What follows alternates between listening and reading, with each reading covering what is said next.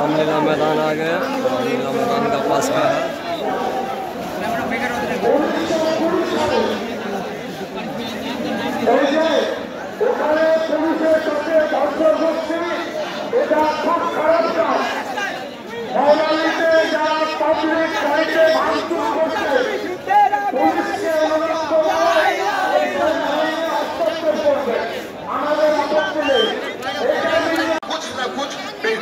सामान जरूर होगा। आपने देखा होगा हमारे किसान भाइयों ने लगभग 14 महीनों तक कुर्बानियां दी, स्ट्रगल किया और उन्होंने धरना और एहतजाज का मुजाहरा किया, तब जाकर उन्हें उनकी मेहनत का सिला मिला और हुकूमत घुटने टेकने पर मजबूर हुई।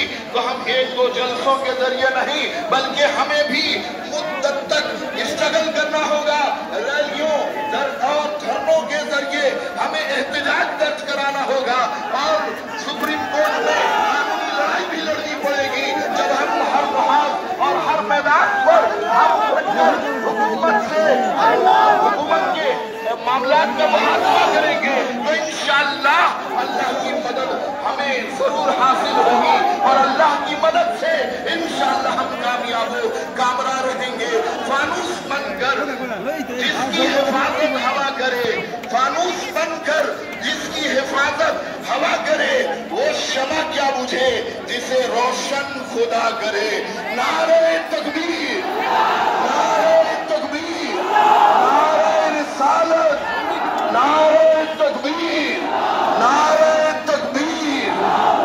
बिल वापस ले, वापस ले।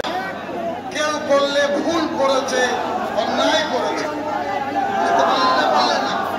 আজকে মুখ্যমন্ত্রী অফিস থেকে ফোন এসেছিল এক্ষুনি। এইসব সমাবেশ থেকে তিনিও সন্তুষ্ট। মুখ্যমন্ত্রীর বক্তব্য বিধানসভায় আমি একটা আপনার মোশেক তথা প্রস্তাব এনেছি। আমার রাজ্যে ওয়াকফ আইন আমি বলবৎ হতে দেব না করলে অবস্থাটা সঠিক জায়গায় পৌঁছাবে। বুঝতে পারলেন না পারলেন না? এখন আপনাদের সামনে এনআইসি কলকাতা কর্পোরেশনের একজন সুদক্ষ সদস্য জনাব আলহাজ আমিরউদ্দিন সাহেব, मैं गुजारिश। आज के समावेश জামাতে উলমা পশ্চিম বাংলার মাধ্যমে যেটা হচ্ছে,